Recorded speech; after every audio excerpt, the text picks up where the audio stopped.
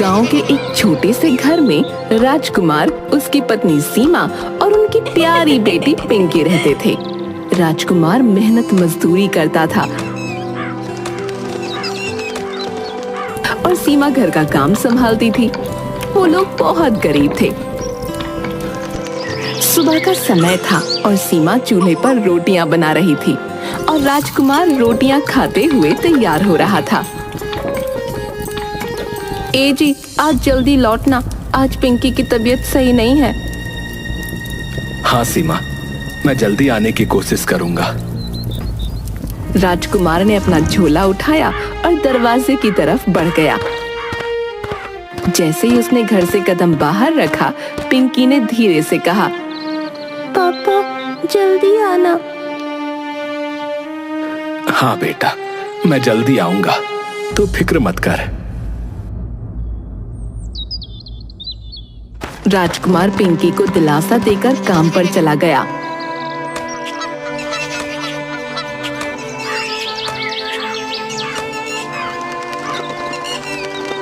फिर जब वो शाम को अपने काम से वापस आ रहा था तो अंधेरा होने लगा था और सड़क पर हल्की हल्की बारिश हो रही थी। अचानक एक तेज रफ्तार ट्रक ने राजकुमार को टक्कर मार दी। दुर्घटना इतनी भयानक थी कि राजकुमार तुरंत बेहोश हो गया। आसपास के लोग दौड़ते हुए आए। अरे सर, जल्दी अस्पताल लेकर चलो, वरना ये मर जाएगा। अरे जल्दी करो भाई, जल्दी करो। हे भगवान, ट्रक ने इसकी क्या हालत कर दी है, देखो। लोगों ने राजकुमार को अस्पताल पहुंचाया। एक आदमी ने सीमा को ये खबर दी, जिससे वो घबरा गई और तुरंत अस्पताल पहुंची। डॉक्टर साहब, मेरे पति कैसे हैं? आपके पति के दोनों पैर काटने पड़े हैं। हालत नाजुक है, लेकिन हम पूरी कोशिश कर रहे हैं। ये सुनकर सीमा के पैरों तले जमीन खिसक गई और उसकी आंखों में आंसू आ गए। उसको कुछ समझ नहीं आ रहा था कि आखिर वो करे तो क्या करे। अगले दिन राजकुमार को होश आया। मेरे पैर, सीमा, सीमा मेरे पैर, सीमा मेरे पैर। आप घबराइए मत, मैं हूँ आपके साथ। नहीं सीमा, अब सब खत्म हो चुका है। आप कैसी बातें कर रहे हैं? मैं आपके साथ हूँ, पिंकी है, कुछ खत्म नहीं हुआ है। आप शांत हो जाइए। अब मैं कुछ नहीं कर पाऊंगा, मेरे पैर कट चुके हैं। इससे अच्छा तो मैं मर ही जाता। भगवान पर भरोसा रखिए, सब ठीक हो जाएगा। बुरा समय आता है तो अच्छा भी आता है। हमारा अच्छा समय जरूर आएगा। लेकिन मैं तो बेकार हो गया हूं ना, मेरा भला क्या अच्छा समय आएगा। सीमा बहुत देर तक राजकुमार को समझाती रही। राजकुमार पूरी तरह से हार मान चुका था और सारी उम्मीदें खो बैठा था। लेकिन फिर सीमा उसे पिंकी का वास्ता देकर समझाती है तो वो कुछ शांत हो जाता है। फिर सीमा जैसे तैसे उसे घर वापस लेकर आती है।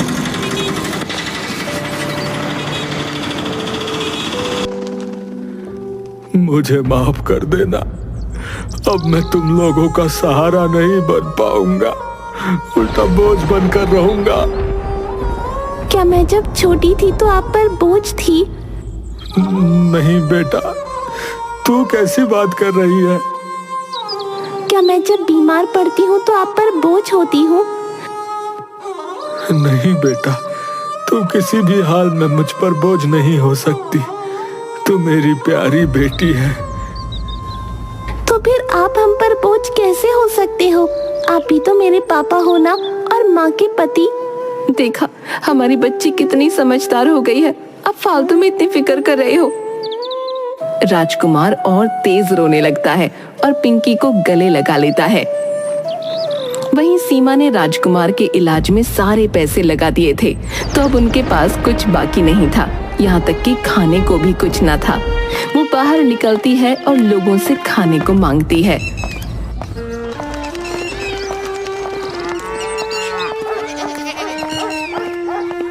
बहन जी, मेरे घर में खाने को कुछ भी नहीं है। मेरे पति का एक्सीडेंट हो गया था, मुझे कुछ खाने को दे दो। अरे मेरे पास कुछ नहीं है, आगे बढ़ो। मेरे पास तो आना भी मत, आगे बढ़ो आगे। लोगों ने उसे ऐसे दुत्कार दिया जैसे वो कोई फैलने वाली बीमारी के लिए उनकी तरफ बढ़ रही हो। कोई भी मेरी मदद नहीं कर रहा, अब मैं क्या करूं? अपने पति और बच्ची को क्या खिलाऊं? हे भगवान, मुझे कोई रास्ता दिखा। तभी उसकी नजर अपने हाथ की अंगूठी पर जाती है। गहनों के नाम पर आखिरी यही अंगूठी बची है, इसको भी बेच ही देती हूँ। जब जिंदगी ही नहीं रहेगी तो सोने का क्या करूंगी? सीमा अपनी सोने की अंगूठी बेच देती है और उन लोगों के लिए राजमा चावल लेकर आती है।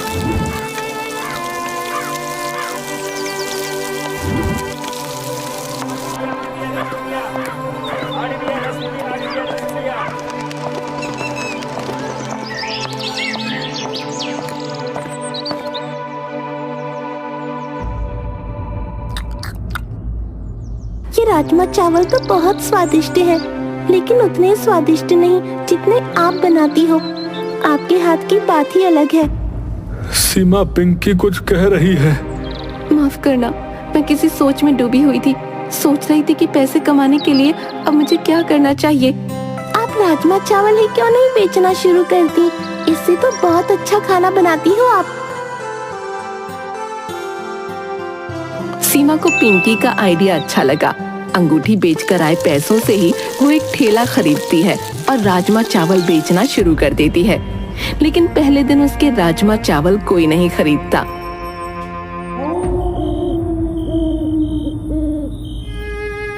आज एक प्लेट भी राजमा चावल नहीं बिका।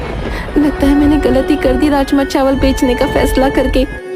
नहीं माँ, ऐसा नहीं है। आप चिंता मत करो, मैं आपको एक आइडिया देती हूँ। क्या आइडिया बेटा?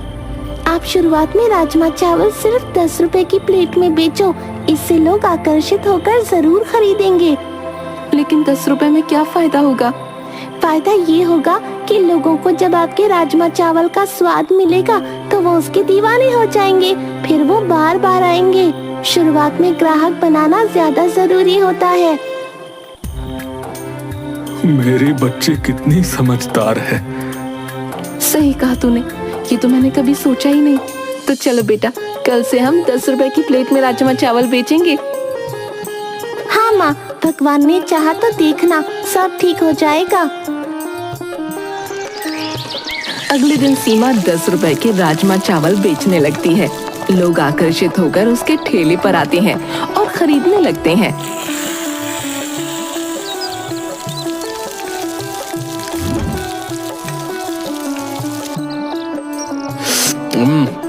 वाह, ये राजमा चावल तो बहुत ही स्वादिष्ट है। अरे वाह भाई, मजा ही आ गया। थोड़ा सा और राजमा डाल दो प्लीज इसमें। हाँ बिल्कुल, और कीमत भी बहुत कम है। अब तक हम इतना महंगा और बेकार राजमा चावल खाकर पागल बन रहे थे, बताओ है? हाँ, ये इतना स्वादिष्ट है कि इसके तो मैं 100 रुपए भी दे सकता हूँ। धन्यवाद, आप लोगों का प्यार ही मेरी ताकत है। धीरे धीरे सीमा का ठेला मशहूर हो जाता है और उसके राजमा चावल बिकने लगते हैं। लोग उसकी तारीफ करने लगते हैं और सीमा को एक उम्मीद की किरण दिखाई देती है। इस बीच सीमा ने अपने ठेले पर एक बोर्ड लगा दिया जिस पर लिखा था कि गरीबों के लिए ये प्लेट 10 रुपए की है। अमीर अपनी मर्जी से दे सकते हैं और जिनके पास कुछ नहीं है वो फ्री में खा सकते हैं। माँ, आपने ये बहुत अच्छा किया। इससे हमारा भी फायदा होगा और गरीबों का भी। बेटा, मैं तो बस इतना चाहती हूँ कि कभी कोई भूखा ना सोए। कुछ समय बाद शहर के लोग गांव घूमने आते हैं। वो भी सीमा के ठेले पर रुकते हैं और उसके राजमा चावल की तारीफ करने लगते हैं। वाह, अरे वाह भाई, मजा ही आ गया। ये राजमा चावल तो सच में लाजवाब है। हाँ, और यहाँ के देसी स्वाद का तो जवाब ही नहीं है ना?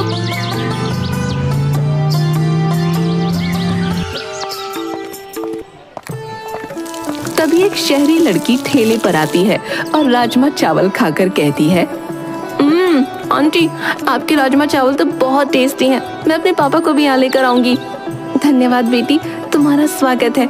तुम अपने पापा को भी लेकर आना। हाँ, उन्हें राजमा चावल ना बहुत पसंद है। और आपके हाथ के राजमा चावल खाकर तो वो दीवाने ही हो जाएंगे। हाँ। लड़की की बातें सुनकर सीमा का मन उत्साह से भर जाता है। उसे महसूस होता है कि उसकी मेहनत रंग ला रही है और वो सही राह पर है। उसकी छोटी सी दुकान अब लोगों के दिलों में अपनी जगह बना रही है। ये सीमा तो बहुत तेजी से तरक्की कर रही है, मुझे कुछ करना होगा इसका। क्या तले मालिक? अफवाह फैलाओ कि सीमा खाने में मिलावट करती है। राजीव अफवाह फैलाने की कोशिश करता है, लेकिन लोगों को उस पर विश्वास नहीं होता। मैंने सीमा के राजमा चावल खाए हैं, वो बिल्कुल शुद्ध और स्वादिष्ट है। लोगों का विश्वास बरकरार रहता है और सीमा की दुकान पर भीड़ बढ़ती जाती है। इससे राजीव को और ज्यादा गुस्सा आ जाता है और वो सीमा की दुकान बंद कराने के नए नए पैंतरे सोचने लगता है। तो क्या होता मालिक? मैंने एक नकली फूड ऑफिसर बुलाया है, वही जो खाने में मिलावट की जांच परख करते हैं। वो आकर जब ये बात कहेगा तो सब लोग मान लेंगे।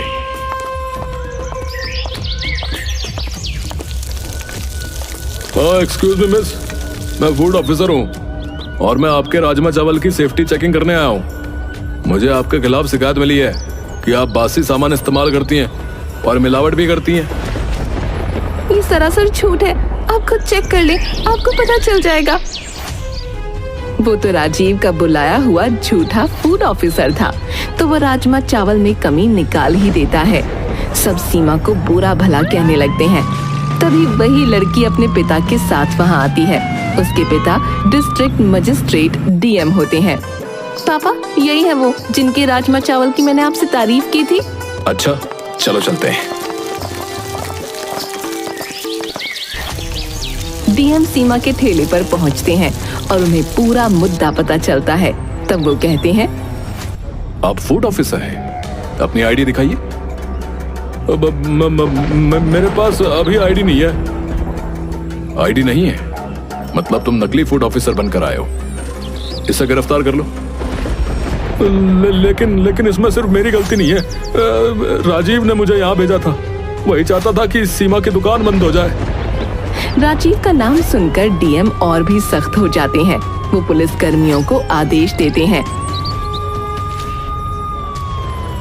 राजीव को भी तुरंत गिरफ्तार करो और इसकी पूरी जांच करो। नहीं, मुझे माफ कर दो, मुझे माफ कर दो साहब, मुझे माफ कर दो।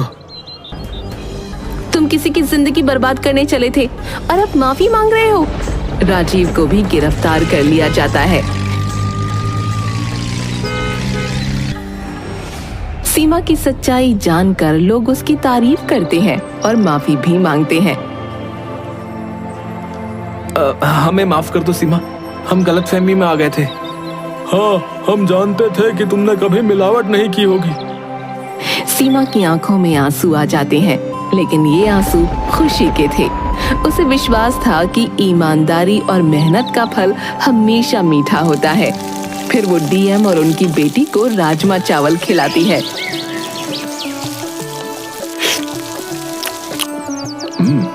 तुम सही कह रही थी बेटी, ऐसे राजमा चावल तो आज तक मैंने कभी नहीं खाए। और वो पगला नकली फूड ऑफिसर कह रहा था कि इसमें मिलावट है। इसीलिए तो मैं आपको यहाँ लेकर आई हूँ पापा। आपको नहीं लगता कि ऐसे राजमा चावल हमारे शहर में बिकने चाहिए? हाँ बिल्कुल, और सबसे अच्छी बात तो इनकी ये है कि ये गरीबों को सिर्फ 10 रुपए में राजमा चावल खिलाती हैं। और जिनके पास कोई पैसा नहीं उनको फ्री में। क्या आप हमारे साथ शहर शिफ्ट होना चाहेंगी? सीमा डीएम का ये ऑफर सुन के बहुत खुश होती है और उसे स्वीकार कर लेती है। उसके बाद सीमा, राजकुमार और पिंकी शहर शिफ्ट हो जाते हैं। सीमा वहीं अपना काम करती है और राजकुमार नकली पैरों की मदद से फिर से चलने लायक हो जाता है।